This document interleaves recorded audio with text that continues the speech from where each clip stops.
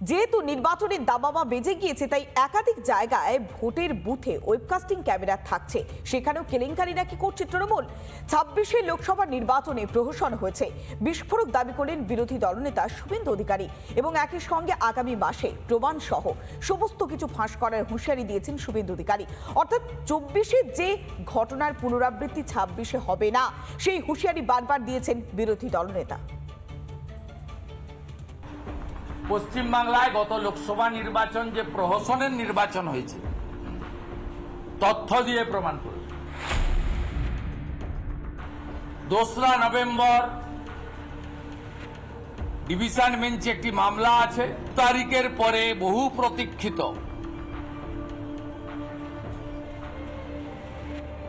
Webcasting camera কেলেঙ্কারি, ওই তথ্য প্রমাণ বিরোধী দলনেতা প্রকাশ করবে।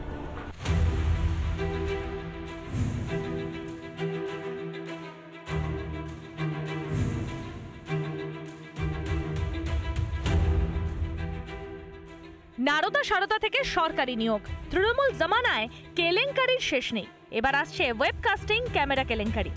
ভোটের বুথের ছবি ধরে রাখার ক্ষেত্রেও যে তৃণমূল জালিয়াতি করেছে তা প্রমাণ সহ ফাঁস করবেন বলে দাবি শুভেন্দু অধিকারীর। ২ তারিখে ডিভিশন বেঞ্চের ডেট আছে।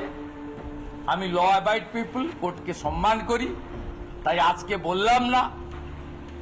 সেদিন যা দেখাবো, যা দেব, পশ্চিমবাংলায় গত লোকসভা নির্বাচন যে প্রহসনের নির্বাচন হয়েছে, তথ্য দিয়ে প্রমাণ করব। তৃণমূল জামানায় ভোট মানেই প্রহসন, হিংসা। এ নিয়ে বিভিন্ন পদক্ষেপ করে কমিশন। এরই অঙ্গ ওয়েবকাস্টিং ক্যামেরা, অর্থাৎ ভোটের সময় বুথের ভিডিও রেকর্ড করে রাখা। তাতেও কারচুপি? তাহলে নিরপেক্ষ ভোট কি কোনোভাবেই সম্ভব নয় এই রাজ্যে? রিপাবলিক বাংলা। নির্বাচনী প্রক্রিয়ার ক্ষেত্রে এবার নয়া জালিয়াতি করছে তৃণমূল কংগ্রেস। রাজ্যে ইআরও নিয়োগেও কারচুপি হয়েছে, এমনই বিস্ফোরক দাবি করছেন বিরোধী দলনেতা।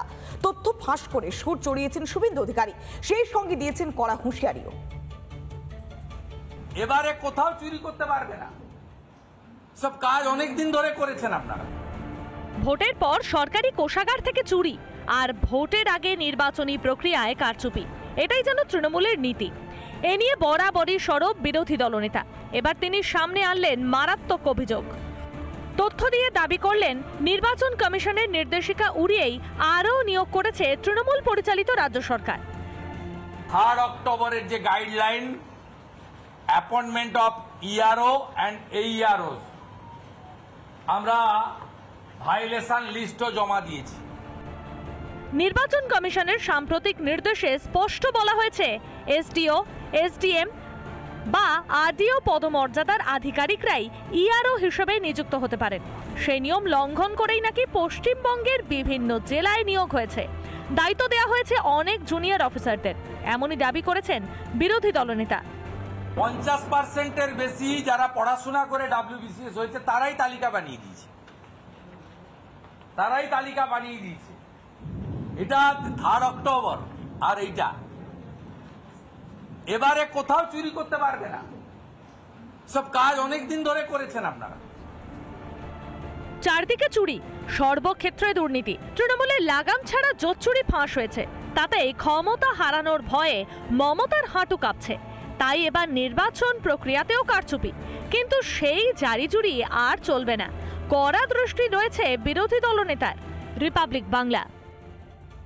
নানা ধরনের কন্টেন্ট দেখার জন্য লাইক করুন, শেয়ার করুন আমাদের ফেসবুক পেজ, সাবস্ক্রাইব করুন আমাদের ইউটিউব চ্যানেল। পাশাপাশি অন্যান্য ব্রেকিং নিউজের জন্য অবশ্যই চোখ রাখুন রিপাবলিক বাংলায়।